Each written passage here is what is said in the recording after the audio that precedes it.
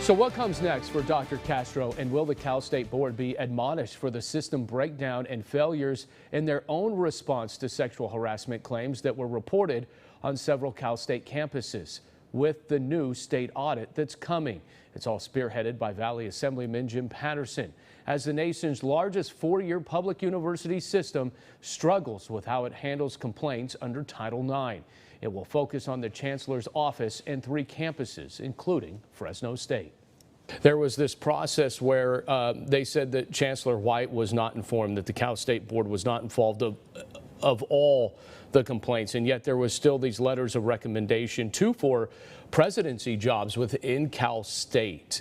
How do you answer the question that if you thought your moral being, your ethical being, if you will, even though you were trying to go by the book, did you ever feel like you had to step up and say, look, I just cannot do these letters of recommendation. I just cannot stand by any of this? Well, I didn't do any letters of recommendation after the formal complaint in 2019, except for the one that the settlement required. And I regret that, but that was required by the settlement. The other letters were written during a period where there were no complaints.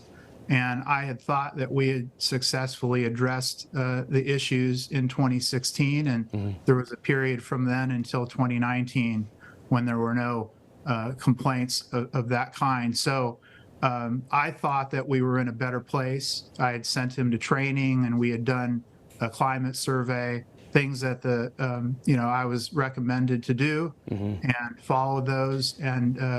And yes, in retrospect, as I said earlier, I would have done it differently. But in the time period when you're dealing with these things, you're listening to your top advisors, legal, policy, and then making the best decision you can. And we were together in how we approach these issues. I'm wondering if you felt like you were the fall guy here. And I guess maybe a better way to ask this with just coming out and saying it. Do you feel you were treated by the CSU board as a pariah after this article came out? Well, what I can say, Alexander, is if you look at the report, I am the only person mentioned in the report in any sort of a critical way. And so I just leave it to you and others to judge that, given that there were a lot of people involved in these issues. And the CSU gives presidents a lot of autonomy on campuses. However, there's a very strong check on that with legal matters, and legal matters are centralized in the chancellor's office, reporting to the chancellor and the board. And presidents must consult with the attorneys before making decisions, or it's at their peril. And I should tell you, I never received any poor performances. In fact, received all very positive performances. And there was a Title IX review of our campus's programs in 2018, which was a completely positive thing. So there had been no signals from anybody to me that we had done anything problematic until the USA Today article came out in February. And I'm wondering, when you saw that article, what you first thought, first of all, if it was accurate in your eyes, and then two, if you went by the book, why did you resign? Why not fight this in court? I mean, you were handpicked not once, but twice to become chancellor of Cal State system. Right. The USA Today article had a lot of things that were not correct.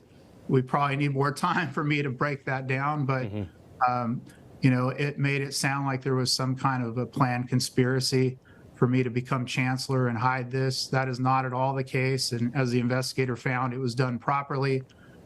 Chancellor White at the time would have been the person to inform the board of this, not a campus president like me at the time.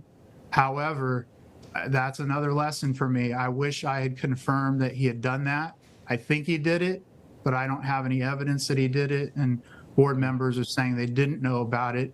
So that's certainly a lesson for me. And, I thought I would continue on to be chancellor for 10 years. That's what we talked about when I met with that board of trustees in 2020. So the fact that I'm not anymore is something that was just as shocking for me as for other people. And if you look at what happened before that, we had been talking about an investigation while I remained as chancellor. And then obviously on February 17th in the evening, that was different. But I can tell you that I had intended to be chancellor for a good long stretch of time. So are you saying you were forced out? What I'm saying to you is that things changed. You know, this is in the public domain. Things changed between the time before the meeting where we were announcing an investigation, which I fully supported, and what happened on February 17th. And I was no longer chancellor after that day. I got just a couple of minutes here, and I want to get to two quick things. Now comes the state audit. What are you hoping comes out of that state audit from basically state legislators that called for this? I hope that there'll be a very comprehensive, holistic review of the entire system. And that was one of my lessons. I wished I had challenged the system more. And if I have the fortune of being a university leader again, I would have that perspective on these issues. But in this case, I do believe strongly, as I said to the board, that we had a system problem. Many examples of that have come out to the public since I left that happened well before I became chancellor. And I do believe there are other issues that need to be dealt with, and an independent state investigation will be very helpful in uncovering that. My hope is that, as I mentioned earlier, Alexander, that CSU and other universities have the strongest policies and processes in place to eliminate sexual harassment. You know, I think a lot of people are saying you got a hefty payout. Dr. Lamas got a hefty payout. Has your life, how much has your life changed because of this, despite that hefty payout? Most people will say, hey, you know, I'll take the payout and I'll walk. Did you want to do that? Alazan, I had planned to be chancellor for 10 years. I thought if God gave me good health, that I could do that and make a positive difference. We got so much accomplished in my first year that I'm very proud of that. But I very much wanted to serve longer. The situation that I'm in now came about because of all this. And I can tell you that everything that I've received has been due to my contract before that, with one exception around my housing allowance, because we had just moved down here, that there was an accommodation there, which I appreciate. But as I mentioned before, I had planned to be chancellor for a good long time. I want to finish with this. In the spring, you're going to start teaching at Cal Poly. And the class that you're going to teach is Leadership and Public Policy in the Management, Human Resources, and Information Systems. And I'm wondering here, how much of your experience are you going to share with your students? I'm going to be as open as I can with everybody. As of last week, I can now speak even more openly than before. I've been teaching already, and some of my students have said, I'm really sad you're not chancellor anymore, but I'm really happy you're my professor and helping me in that way. So I'm going to be open with presidents who I really want to help make sure this would not happen to them, governing boards so that it doesn't happen to them at other places, and of course, in the end, the students are the most important, and I'll do my best to support them as a professor, as I did before I was president and chancellor. Are you angry at Dr. Lamas? I'm not angry at anybody right now, Alexander. I'm trying to stay focused on positive things. I think it'd be unhealthy for me to be angry. All this has been very sad, disappointing, shocking.